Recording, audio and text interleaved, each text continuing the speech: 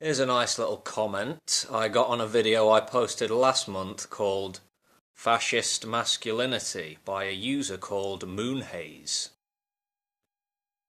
It is the nature of the bitter emasculated man to attempt to belittle and defame, with gossip and small talk as women do, those great men who throughout history have aspired to excellence, strength and honour, all of the attributes the emasculated man cannot possess.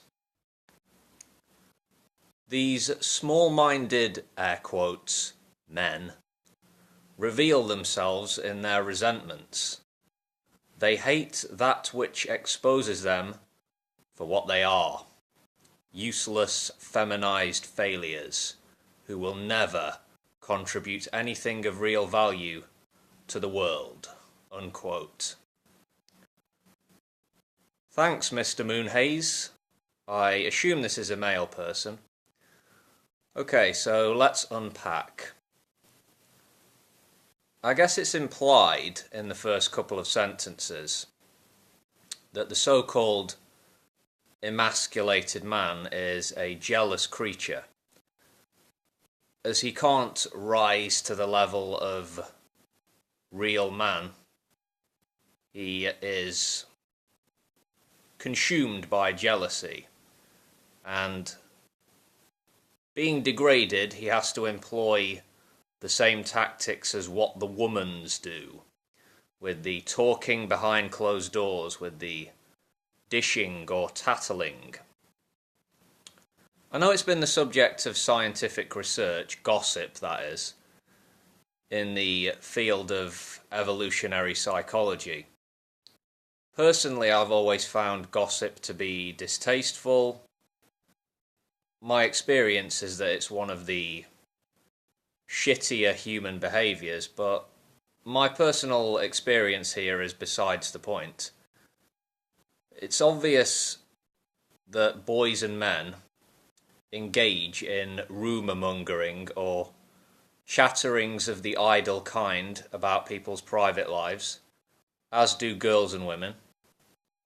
This is not a gender-specific behaviour.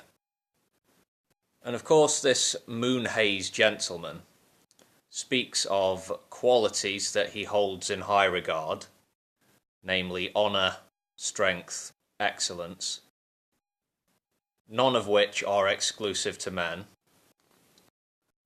There are plenty of strong and honourable men, as there are many strong and honourable women. The decency or moral qualities of a person are not defined or made inevitable by what they have between their legs. This might seem like a statement of the obvious to some, apparently not to others. For this commenter, and this unfortunately appears to be a widely held view, to be feminized as a man is to be relegated to a lower category, a lesser position from which you cannot do anything of worth in the greater sense. To look at one half of the species, to study history, even to simply look around in your own community and come to this conclusion that only the manly man will make worthy contributions to society and the world, you must really have a myopic worldview. And yes, it is one which is harmful, inaccurate, self-limiting, and it can also be dehumanizing, putting the ideal male on a pedestal and placing so-called feminized men and women below. Higher people, who should be in power by virtue of their superiority, lower people, who might do well to be grateful and know their place. This comment betrays the user in a sense, in that it reveals insecurity and perhaps a Deep fear. Yeah.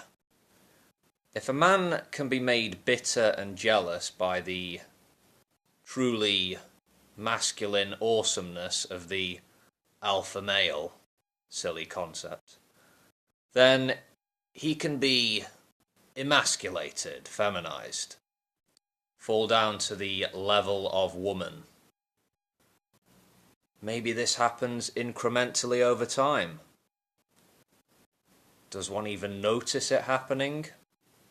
Yeah. Fear revealed, I think. The truly masculine man is the great man in this worldview. And it ain't easy being great. So with so many, let's say, beta male bitches trying to tear you down, life can be tough. So looking at this perspective, this construct, masculinity is fragile, is it not? The alpha male or ideal man is vulnerable. The macho tough guy or even fashy types are loath to admit this. Might call you names or go on the attack. Yeah. In reality though, this is just one construct of masculinity, of which there are a multitude, historical and contemporary. No one group or culture has a monopoly on what constitutes masculinity. You can come up with this or that attribute and say, yep, that's a geezer quality right there.